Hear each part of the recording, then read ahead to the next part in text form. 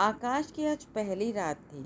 उसके कमरे को चचेरी भाभी ने कुछ फूलों की लड़ियों से सजाकर सुहाग रात का रूप देने की कोशिश की थी। घूंघट में लाज से सिकुड़ी नववधु के स्थान पर तान्या सिर से पल्ला उतार कर तनी बैठी थी। कान से मोबाइल लगाए अपने पापा से बात कर रही थी। पापा, किस जन्म की दुश्मनी निकाली है? ऐसे घर में क्या सोचकर झोंक दिया जहां ऐसी गर्मी में कमरा ठंडा करने के लिए एयर कंडीशनर तक नहीं है। इस छोटे से कमरे में गर्मी से मेरा दम घुटा जा रहा है। मुझे कुछ नहीं सुनना है। मैं अभी घर वापस लौट रही हूँ। स्तब्ध आकाश अपने नवविवाहिता की बातें सुन रहा था। जिस दिन सेठ रूपचंद के घर से उनकी इकलौती बेटी तान्या का आकाश के साथ विवाह प्रस्ताव आया था, घर वाले चौंक गए थे। कहाँ सेठ जी का वैभव और कहाँ आकाश का निम्न मध्यवर्गीय परिवार। दोनों में जमीन आसमान का अंतर था। अपनी मेधा और मेहनत के कारण आकाश किसी भी कंपटीशन में क्वालिफाई कर सकता था, पर उसने विश्वविद्यालय में प्रोफेसर बनना पसंद किया। एक कार्यक्रम में आकाश का वक्तव्य सुनकर सेठ रूपचंद ने उसे अपना दामाद बनाने का फैसला ले लिया। मन में विचार था, आकाश जैसा बुद्धिमान युवक उनके कारोबार को अच्छी तरह से संभाल लेगा। जवानी में बहुतों पर ऐसे आदर्शवाद का भूत सवार रहता है, पर ऐश्वर्य की चाशनी चखने के बाद आदर्शवाद का नशा उतर जाता है। अपनी बेटी तान्या की जिद आकाश को अपने ऐश्वर्यपूर्ण साम्राज्य में खींच लाने में जरा सी भी देर नहीं करेगी।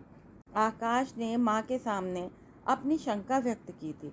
सेठ जी की लाडली बेटी क्या हमारे घर निभ सकेगी? सुना है उसकी शामें क्लब में बीतती हैं। हमारे और सेठ जी के रहन सहन के स्टैंडर्ड में बहुत अंतर है माँ। लड़कियां बहुत जल्द अपने ससुराल के माहौल के अनुरूप अपने को ढाल लेती हैं।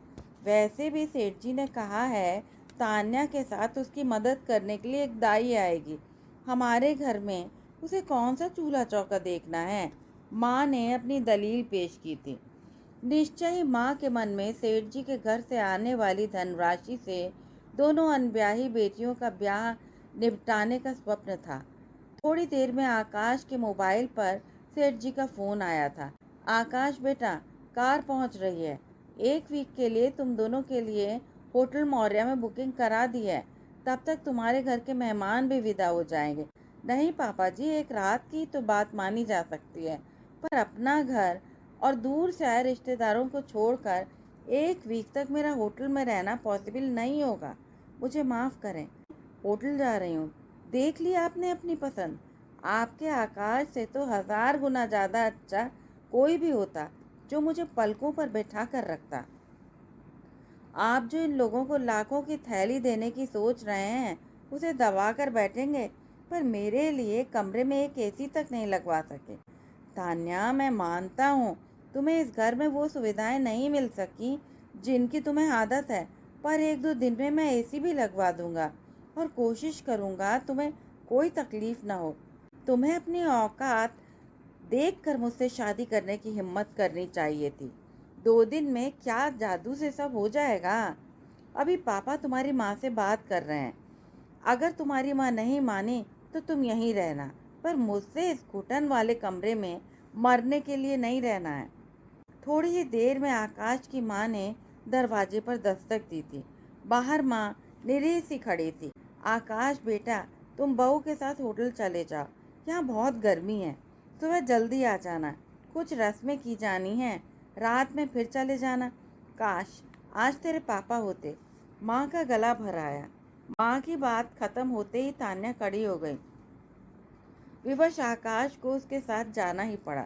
होटल पहुंचते ही तान्या ने अपने भारी जरी वाले कपड़े और जेवर उतार कर नाइटी पहन ली। चैन की सांस लेकर बोली, थैंक गॉड उस नरक से बाहर आ गई। कम से कम सो तो सकूंगी। गुड नाइट आकाश। क्या यही उसकी सुहागरात थी जिसकी सब उत्सुकता से प्रतीक्षा करते हैं? क्या फिल्मों में जो दिखाया जाता है वो सब झूठ होता है? काश उसने अपने साथ काम कर रही सीधी सादी अर्पिता से विवाह किया होता। उसकी आंखों में आकाश के लिए प्यार और सम्मान कितना साफ झलकता था। की प्रतीक्षा न कर तान्या मजे से पलंग पर लेट गई। सोफे पर बैठा आकाश आराम से सो रही तान्या को देखता रह गया। पर आकाश माँ की इच्छा टाल नहीं सका। पता नहीं कितनी देर जागने के बाद आकाश उसी सोफे पर सो गया। सुबह जल्दी उठने की आदत की वजह से आकाश उठ गया।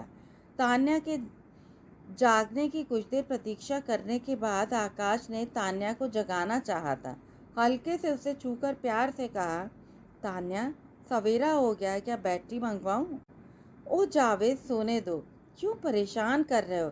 अभी तो रात का नशा भी नहीं उतरा है। तान्या नींद में कुनमुनाई। आकाश को जैसे करंट लग गया। उसने उड़ती उड़ती कुछ बातें तान्या के बारे में ज़रूर सुनी थी। वह बहुत आज़ाद किस्म की लड़की है, लड़कों के साथ घूमती फिरती है। इन बातों पर उसने ज़्यादा ध्यान नहीं दिया था। आजकल की लड़कियां अपने को लड़कों से कम नहीं समझती। पर ये जावेद कौन है? क्या उसका तान्या के साथ कोई गहरा संबंध है?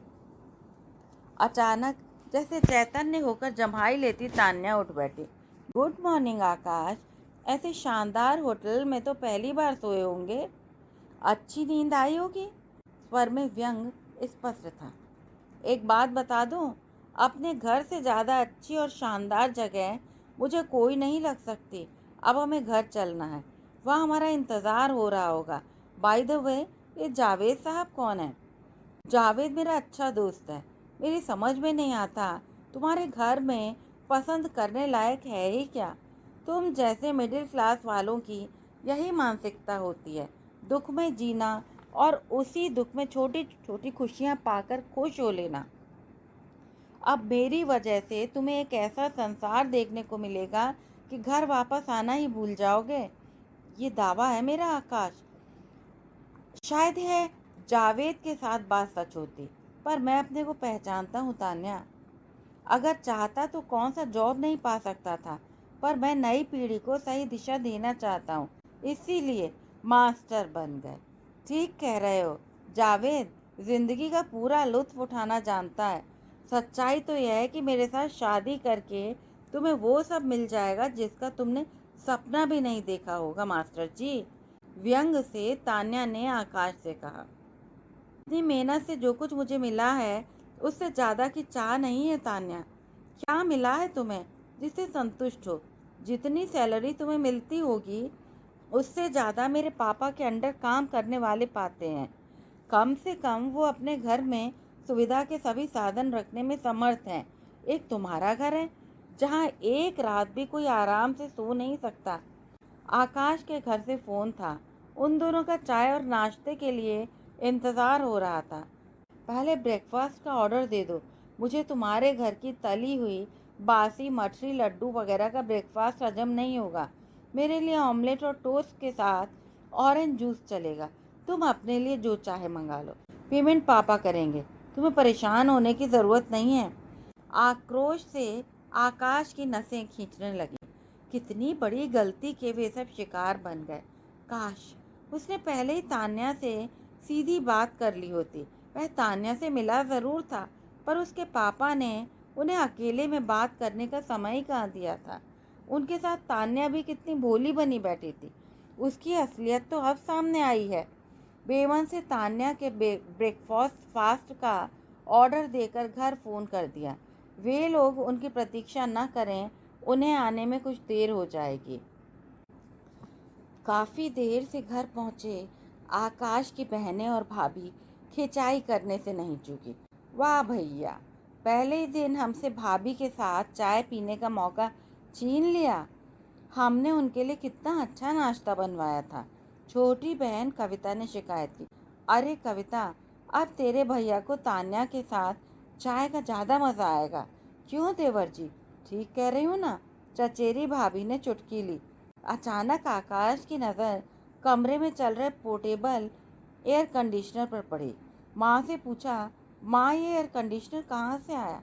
तान्या के पापा जी ने 2 एसी भेजे हैं, एक यहाँ रखवा लिया, एक तुम दोनों के कमरे में है। तान्या के चेहरे पर गर्व मिश्रित खुशी थी।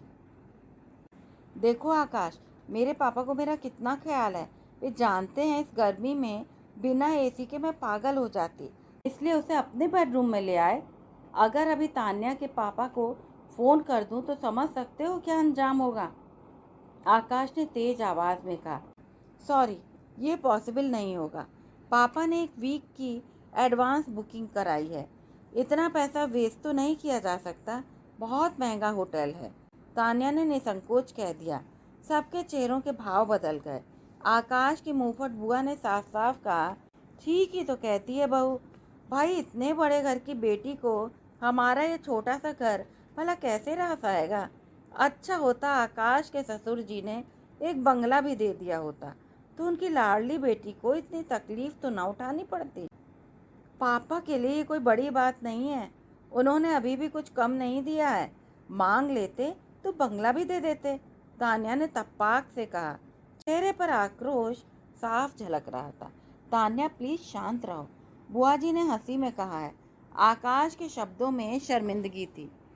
माँ ने बात टालनी चाहिए। माँ, भैया भाभी की अंगूठी जीतने वाली रस्म भी तो होनी है। दूसरी बहन सविता खुशी से बोली, वो सब बचकाने खेल मुझे नहीं खेलने हैं। दूसरी बात, मैं कोई अजूबा नहीं हूँ कि लोग मेरा मुंह देखने आ रहे हैं। आकाश, बारात में तुम्हारे घर से जो इतनी औरतें आई थीं, क्या मेरा मुंह देखकर भी उनका मन नहीं भरा? मुझे ऐसे तमाशे पसंद नहीं हैं। अगर मेरी नुमाइश करने का इतना ही शौक है तो एक पार्टी कर दो और जिसे चाहे बुला लो। हाँ, उसके लिए पैसा खर्च होगा। शायद ये बात सबको पसंद ना आए। तान्या की आवाज़ में अपमान साफ था। सबके चेहरों पर जैसे कालिक पुत गई।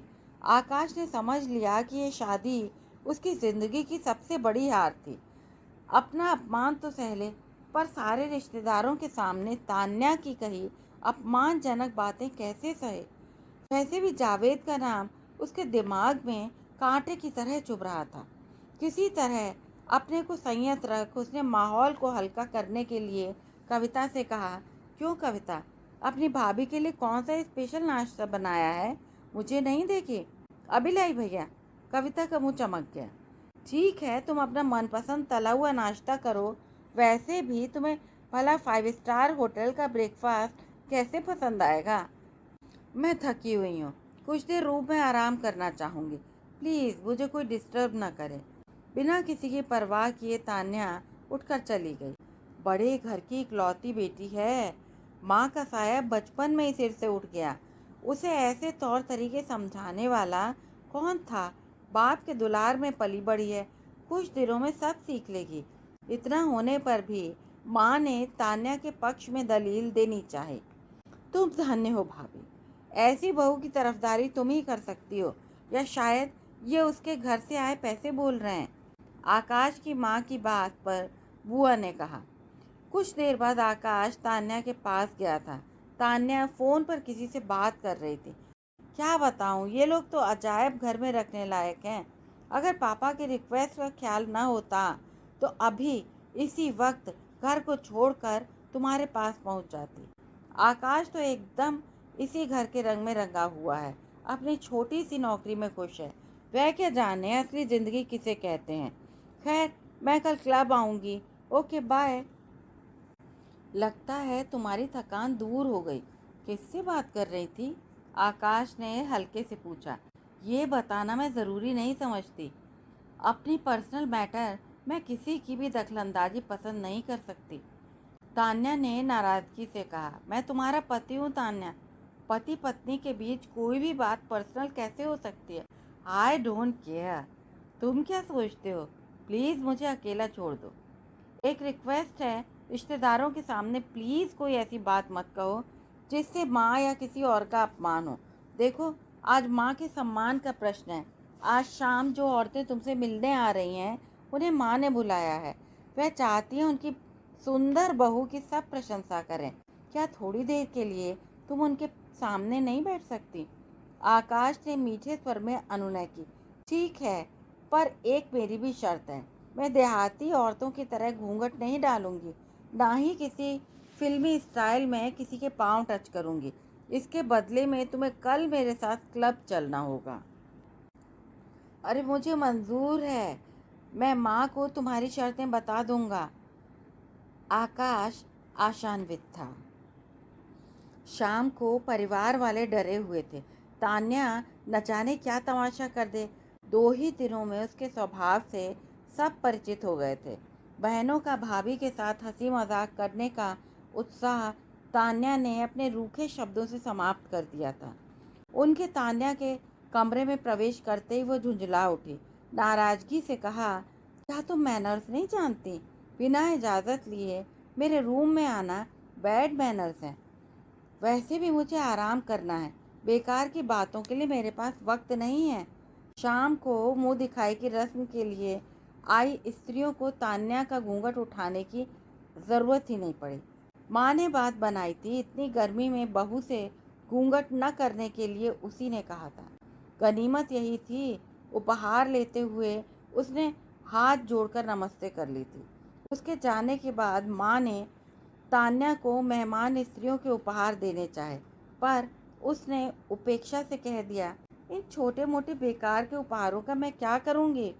इससे अच्छे गिफ्ट्स तो हम अपने नौकरों को देते हैं। आप जिससे चाहें ये गिफ्ट्स दे दें या अपनी बेटियों के दहेज के लिए रख लें। कम से कम वे लोग तो आपका गुण गाएंगे। अपमान से माँ की आंखें भर आईं। दूसरे दिन तान्या ने होटल में अपनी सहेलियों को लंच पर बुला लिया और आकाश के साथ उसके घर चलने के अनुरोध पर उसने साफ मना कर दिया। अगर तुम मेरे साथ नहीं रहना चाहते तो तुम घर चले जाओ, पर तुम्हारे दड़बे जैसे घर में मैं कैद नहीं रह सकती। याद रखना, शाम को क्लब जाना है तुम्हारे लिए। वैसे भी मुझे क्लब जाने का कोई शौक नहीं है। कार पहुंच जाएगी। आकाश, तुम अकेले आए हो? बहू कहाँ है? माँ विस्मित थी। उसकी तबीयत ठीक नहीं है, आराम कर रही है। कठिनाई से आकाश झूठ बोल सका था। क्या हुआ तान्या को? तुम उसे अकेला क्यों छोड़ा है? परेशान मत हो माँ, उसके साथ उसकी फ्रेंड्स हैं।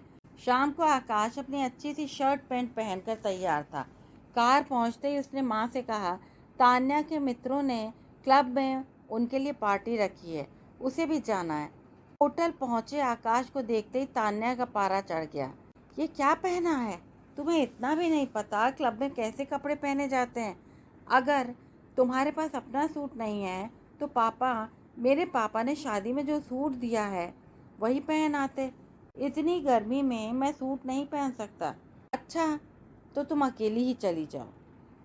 तुम्हारी औकात ही क्या है जो इतने नामी क्लब में जा सके? जानते हो, इस क्लब की मेंबरशिप तुम्हारी सैलरी से ज़्यादा है। शट अप, मैं और लेक्चर नहीं सुनना चाहती। इन कपड़ों में क्लब के अंदर जाने की इजाज़त तो नहीं मिलेगी, इसलिए तुम भी मेरे साथ ना ही जाओ, वही ठीक रहेगा। मेरा घर और मेरी औकात देखकर तुम्हारे पापा ने मेरे साथ तुम्हारी शादी का प्रस्ताव रखा था। बार बार अपना और अपने घर वालों का अपमान मैं सहन नहीं कर सकता। सहन तो तुम्हें अब जिंदगी भर करना होगा आकाश। पापा ने जो मुझे सजा दी है उसकी वजह से अपनी जिद के कारण उन्होंने मेरी ज़िंदगी बर्बाद कर दी है। अपनी जिद के कारण उन्होंने मेरी ज़िंदगी बर्बाद कर दी है। कैसी जिद? और तुम्हारी सज़ा की वजह मैं कैसे हूँ तान्या? जानना चाहते हो तो सुन लो। मैं जावेद से शादी करना चाहती थी। हम दोनों एक दूसरे के परिवार को बहुत नज़दीक से जानते थे, पर पापा को उसके अलग धर्म के कारण हमारी शादी मंजूर नहीं थी। पापा को लगता था वो मेरी संपत्ति के कारण मुझसे शादी करना चाहता था। उसके साथ शादी करने पर वह मुझे अपनी संपत्ति से बेदखल कर देते। अगर तुम्हें उससे सच्चा प्यार था तो वह संपत्ति ठुकरा कर उसके साथ भाग जाती, शादी कर लेती।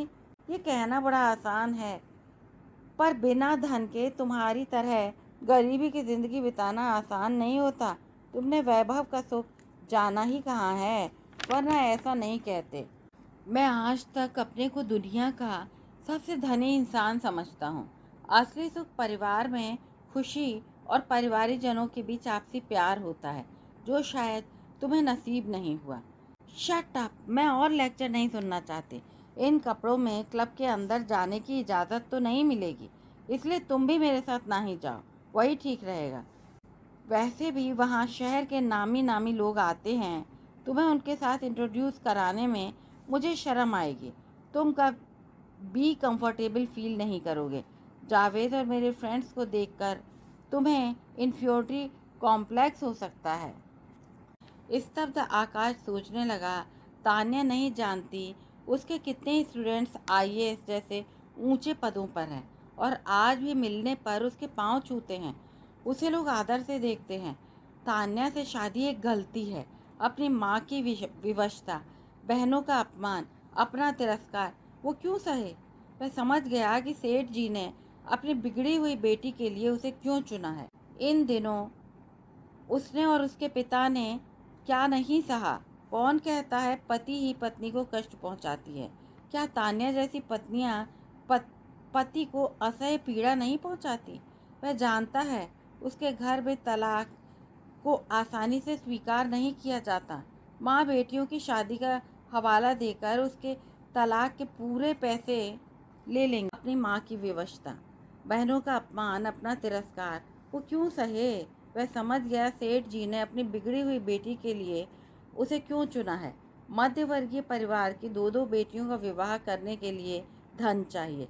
माँ उसी मोह का शिकार बन गई। तान्या का अपमानजनक व्यवहार सहने का अर्थ जिंदगी में दुख भरकर जीना है। इन 2 दिनों में उसने और उसके परिवार ने क्या कम सहा है? असमंजस की स्थिति में सोचते सोचते वो न जाने कब सो गया। सुबह फोन की बेल से नींद टूटी। घड़ी में 8 बज चुके थे। तान्या का बेड खाली पड़ा था। इसका मतलब वो रात भर होटल वापस नहीं आई थी। फोन पर उसकी बहन सविता थी। आकाश की आवाज़ सुनते ही उसने कहा, भैया आज भाभी की रसोई छुलाई की रस्म है।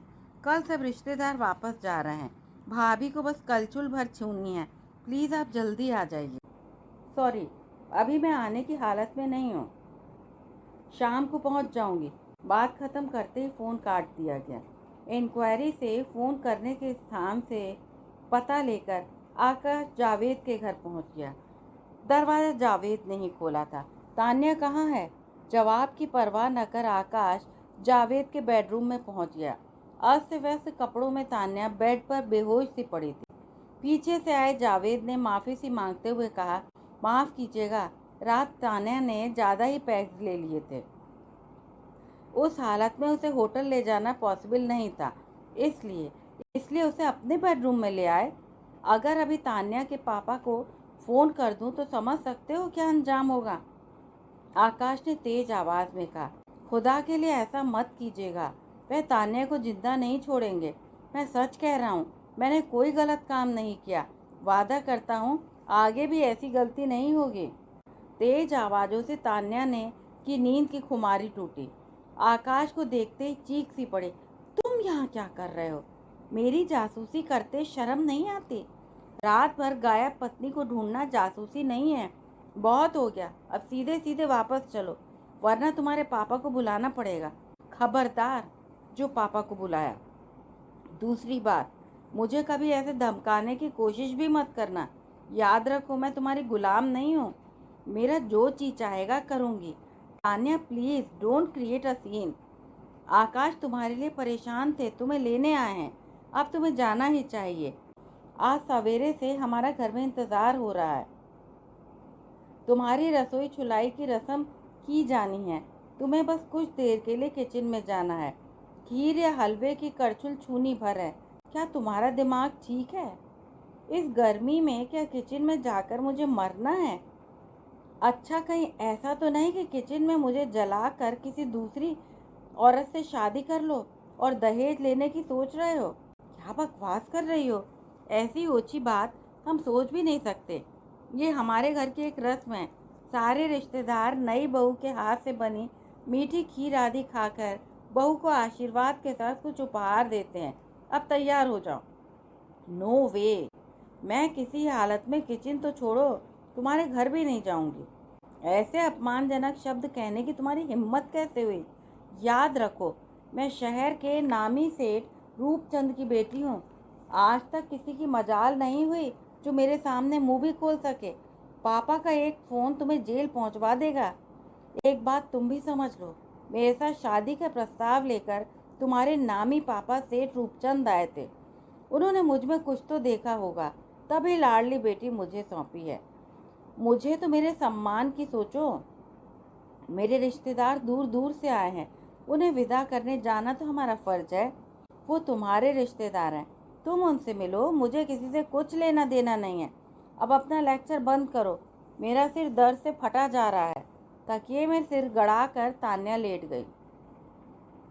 उदास मूल्य आकाश घर वापस आया था। चाची से रहा नहीं गया। आकाश बेटा, हमें तो लगता है तुम्हारी बहू को हम जैसे मामूली लोग पसंद नहीं आए। नहीं चाची, क्लब में देर रात तक उसके मित्रों ने जगाए रखा। थकान की वजह से तान्या को बुखार हो गया है, अभी सो रही है। मैंने ही उसे आराम करने को कहा है। अरे, तब तो हमें उससे मिलने तुम्हारे होटल में जाना होगा। बहू से बिना मिले जाना ठीक नहीं होगा। बुआ शायद आकाश का झूठ समझ गई थी। बातें चल ही रही थी कि सेठ रूपचंद को आया देखकर सब चौंक गए। अभिवादन के बाद सेठ जी ने कहा, आकाश, तुम्हारे और तान्या के लिए नया बंगला लिया है। ये तुम्हारे घर की चाबियां हैं। होटल से तान्या उसी नए बंगले में जाना चाहती है। सेठ जी मेरे पिता नहीं है, पर मेरे लालन पालन में मेरी माँ ने कोई कमी नहीं रखी। अपने परिवार को छोड़कर अलग रहने की बात मैं सोच भी नहीं सकता। मैं समझता हूँ, पर मेरी बेटी शुरू से अकेली लाड़ प्यार में पली है। मैं उसकी हर जिद पूरी की है। अब इस वक्त उसने ठान लिया है कि वो तुम्हारे साथ नए घर में रहेगी। परिवार के अन्य पारिवारिक जनों के साथ एडजस्ट करना उसे कठिन लग रहा है। कुछ दिनों बाद तुम उसे प्यार से समझाकर अपने परिवार को भी अपने साथ रख लेना। अगर ऐसी बात थी तो आप उसकी शादी किसी अनाथ लड़के से कर देते। आपने क्या सोचकर हमारे आकाश को चुना? बुआ ने नाराजगी से दिल की बात कह दी। आकाश बहुत होनहार युवक है, यह मेरा काम अच्छी तरह संभाल सकता है। अब तो वही मेरा उत्तराधिकारी है। मुझे विश्वास है आकाश के साथ मेरी तान्या सुधर जाएगी। इसका मतलब आप अपनी बेटी की कमियां जानते थे, इसीलिए हमारी भोली भाभी को भरमा कर अपनी बिगड़ी बेटी को उनके सिर मढ़ दिया। आकाश को अपना काम छोड़कर अपनी बेटी को सुधारने का काम करना पड़ेगा क्या? बुआ ने तेज आवाज में कहा। माफ कीजिएगा सेठ जी, मैं अपना काम किसी हालत में नहीं छोड़ सकता। अपना उत्तराधिकारी बनने की मुझे बिल्कुल भी चाहत नहीं है। आपकी बेटी होटल में है, आप उसे अपने साथ घर ले जा सकते हैं। मेरे रिश्तेदार उससे मिलने और बात करने को तरस गए। माँ और मेरी बहनों के प्यार से वह नफरत करती है। मैं नो मैरिज का प्रमाण पत्र दे दूंगा। तलाक लेने में कोई मुश्किल नहीं आएगी। ये क्या कह रहे हो आकाश? तान्या इस घर की बहू है, माँ ने समझाना चाहा। पिछले कुछ दिनों में मैंने जो सहा है माँ, उससे इसी नतीजे पर पहुंचा हूँ कि तान्या जैसी लड़की के साथ जिंदगी भर नरक की यातना भोगूं। इससे अच्छा है जल्दी ही इस बंधन से मुक्त हो जाऊं। मुझे क्षमा कीजिएगा सेठ जी, आपका दिल नहीं दुखाना चाहता था, पर यह मेरा आखिरी फैसला है। मैं और अपमान नहीं सहन कर सकता। एक सलाह देना चाहता हूँ, तान्या का विवाह उसी के साथ कर दीजिए जिसके साथ उसका मन बंधा है। सेठ जी ने विनम्र स्वर में बात कहकर माँ की ओर मुड़कर आकाश ने कहा था, माँ, तुमने अपने बेटे को इस लायक बनाया है कि वो अपने परिवार और अपनी बहनों के प्रति अपने उत्तरदायित्व पूरे कर सके। सेठ जी की बातों में आकर तुमने भूल की है। हमारे परिवार के सुख शांति के लिए कल ही सेठ जी की दी गई धन राशि और दहेज में दी गई चीज़ें लौटा देना। सबको विस्मित छोड़ आकाश तेजी से कमरे से बाहर चला गया। कहानी सुनने के लिए बहुत बहुत आभार।